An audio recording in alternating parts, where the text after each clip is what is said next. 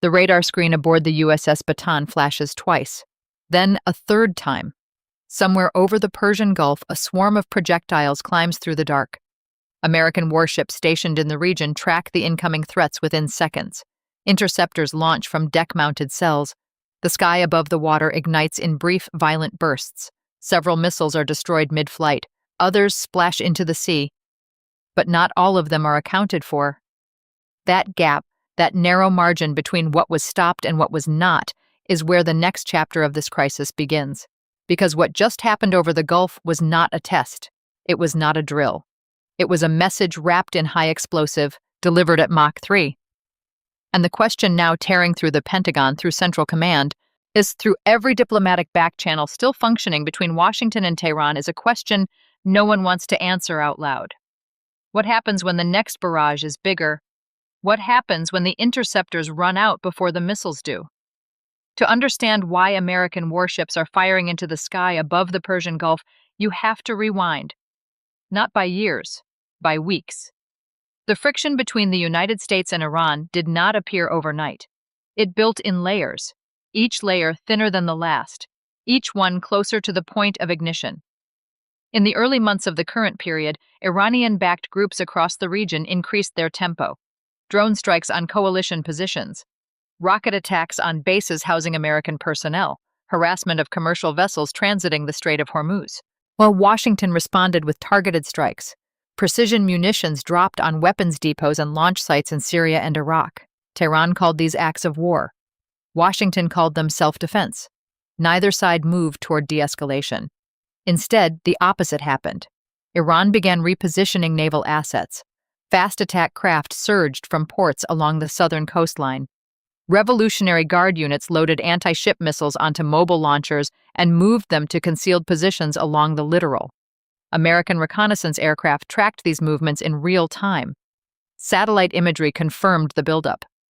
The pieces were moving on the board before anyone sat down to negotiate. Commercial shipping firms issued warnings to their fleets.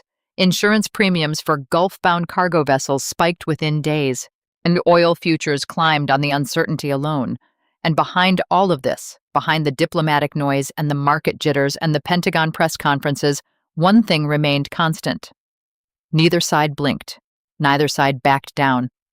The corridor between threat and action narrowed to almost nothing. The geography here is not incidental. It is the entire story. The Strait of Hormuz sits at the southern end of the Persian Gulf. At its narrowest point, the navigable channel spans roughly 2 miles in each direction. Every day, approximately 20% of the world's oil supply passes through this gap. Tankers loaded with crude from Saudi Arabia, Kuwait, Iraq, and the UAE slide through these waters on a fixed schedule. They move slowly. They cannot maneuver quickly. They are enormous, exposed, and vulnerable. Though on one side of the strait sits Iran. Its coastline rises sharply from the water. Rocky terrain, hidden coves, underground tunnel systems built to shelter missile launchers and fast boats from aerial surveillance. Iran has spent decades fortifying this coastline for exactly this kind of confrontation. On the opposite shore sits Oman, a quieter player, but one whose territorial waters form the other half of the transit lane. American naval forces operate from positions further back in the Gulf, typically near Bahrain, where the Fifth Fleet maintains its headquarters. Carrier strike groups rotate through the region on regular cycles. Destroyers equipped with Aegis combat systems patrol the open water. These ships carry SM-2 and SM-6 interceptor missiles designed to shoot down incoming threats at varying ranges. Yet they also carry Tomahawk cruise missiles capable of striking land targets deep inside Iranian territory. The geography creates a trap for both sides. Iran can threaten the strait with relatively low-cost weapons. Mines, swarm boats, shore-launched cruise missiles. The cost of shutting down traffic is low. The cost of keeping it open is enormous.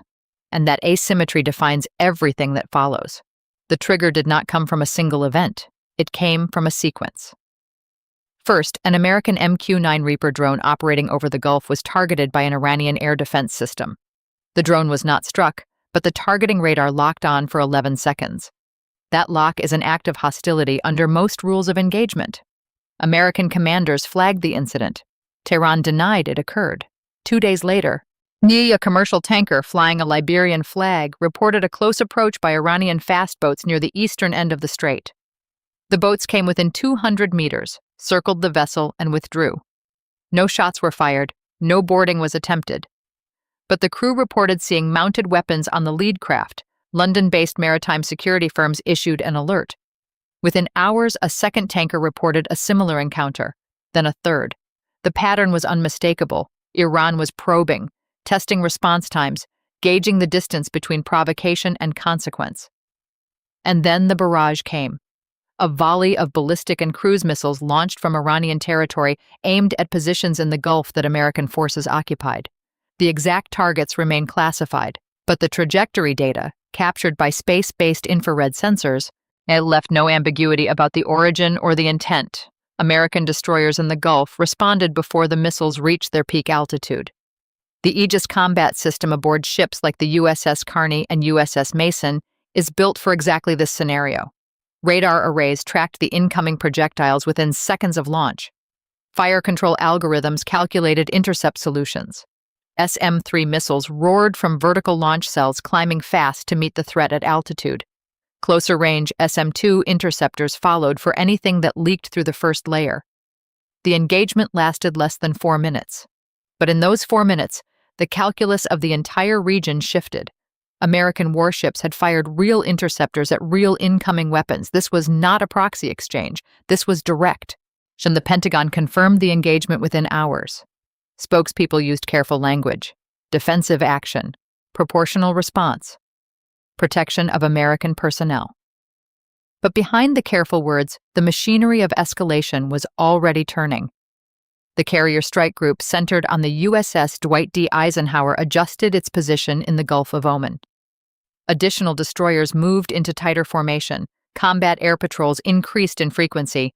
F/A-18 Super Hornets cycled off the flight deck in pairs, loaded with air-to-ground ordnance. Every visible action signaled one thing: Washington was preparing for the possibility that the next barrage would not be the last. Inside Iran, the calculation was different but no less dangerous. Tehran's missile forces had proven they could reach American positions. And the barrage was not designed to destroy a ship. It was designed to demonstrate range, to force American interceptors to fire. Every SM-3 costs roughly $12 million. Every SM-6 costs roughly $5 million. A sustained campaign of missile launches, even with low hit probability, drains the defender's magazine. Iran's Shahab and Ahmad-class ballistic missiles cost a fraction of the interceptors used to stop them. This math is not lost on anyone in the Pentagon. The term used in defense planning circles is cost imposition. Iran does not need to sink a destroyer. It needs to empty one, and once a destroyer's vertical launch cells are depleted, that ship must withdraw to reload. Reloading takes time. It requires port access. It requires logistics that are themselves vulnerable. The pressure builds not from a single strike, but from the cumulative weight of repeated engagement. Iranian commanders understand this. So do American ones. The question is whether the tempo accelerates before the supply chain can keep up. Additional munitions ships were reportedly repositioned in the Indian Ocean. Stockpiles in Bahrain were reviewed. The logistics tail of a sustained naval confrontation is enormous, and it was being stretched in real time. The near-trigger moment came 48 hours after the initial barrage. An Iranian fast attack craft operating at night with minimal radar signature approached within 500 meters of an American destroyer patrolling the Central Gulf.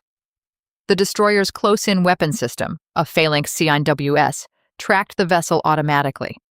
At that range, the Phalanx is set to engage without human override. The commanding officer had seconds to assess. Was the craft carrying explosives? Was it a provocation? Was it a navigation error? In the end, the order was given to hold fire. The craft turned and withdrew, but the incident was reported immediately to Central Command. Had the Phalanx fired, a small Iranian boat would have been shredded in seconds. The crew would have been killed, and Tehran would have had its justification for a broader escalation. One misjudgment, one nervous sailor, one software glitch in the automatic defense system. That is how wars start in confined waters, not with grand strategy.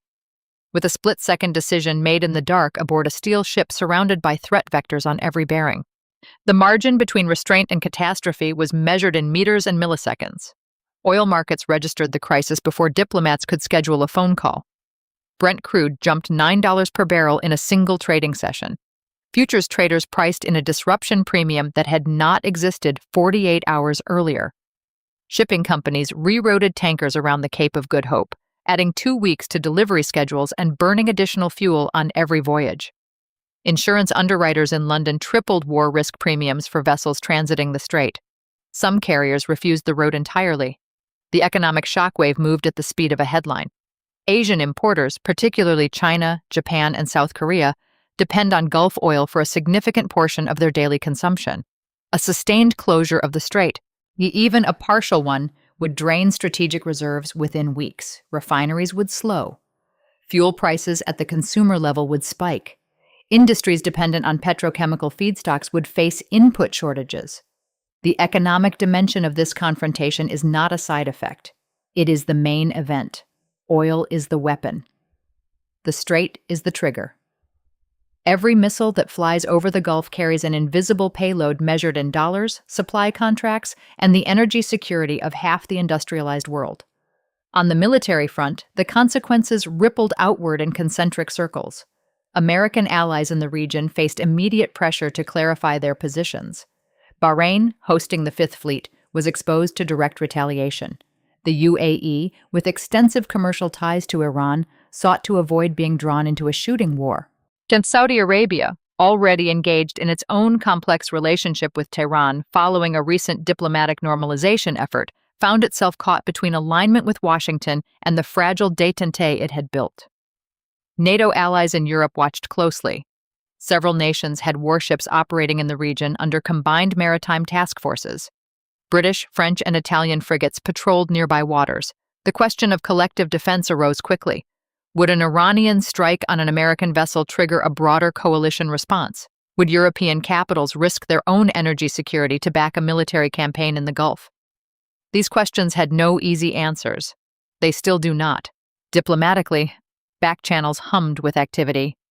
Oman, which has historically served as an intermediary between Washington and Tehran, but reportedly carried messages in both directions.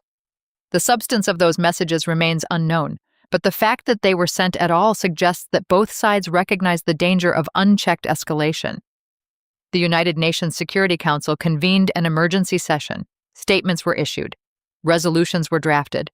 None of them changed the position of a single warship. The hidden truth of this crisis is not about missiles or oil, it is about thresholds. For 2 decades, the United States and Iran have operated within an unspoken framework. Provocations were tolerated up to a point. Responses were calibrated to avoid triggering a direct war. Proxy forces absorbed the violence. Plausible deniability provided an off-ramp. That framework is now fractured.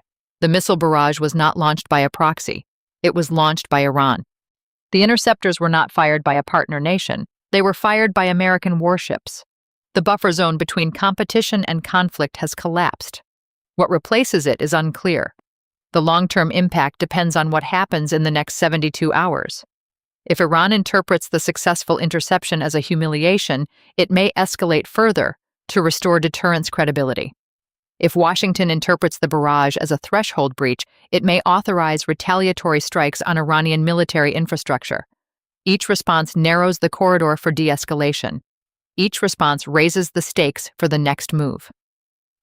The strategic picture is further complicated by the broader contest between the United States and China. Beijing imports massive volumes of Gulf oil.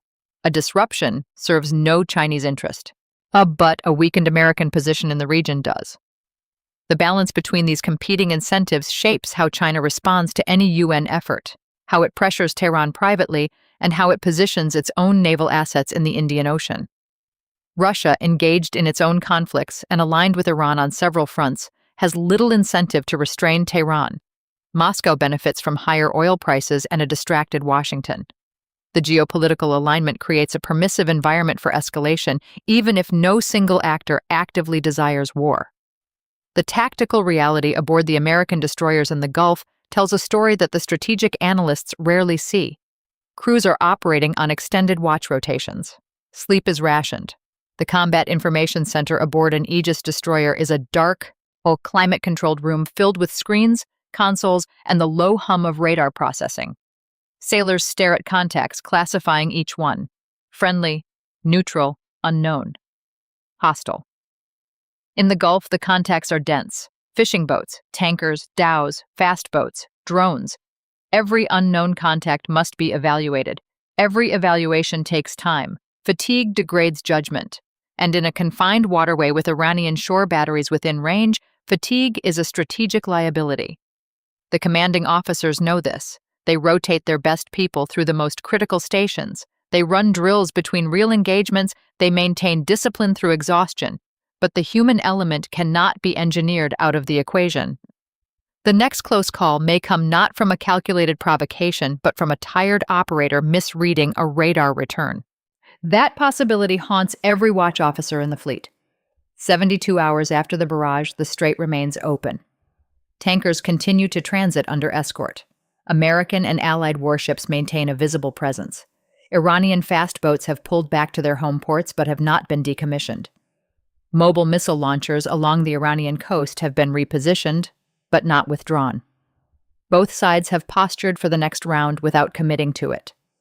The economic damage is already underway. Insurance premiums remain elevated. Shipping schedules remain disrupted. Oil prices remain volatile. Consumers in Tokyo and Seoul and Berlin are already paying more at the pump, and they do not yet know why. The diplomatic channels remain active but have not produced a framework for restraint. Yet no ceasefire exists because no formal war has been declared. No treaty governs the use of ballistic missiles against naval formations in international waters. The legal ambiguity mirrors the strategic ambiguity. Everything is contested, nothing is resolved. The radar screen aboard the USS Bataan still flashes. The operators still watch. The interceptors still sit in their cells, waiting. Somewhere on the Iranian coast, a launcher sits under camouflage netting, its crew standing by for an order that may or may not come.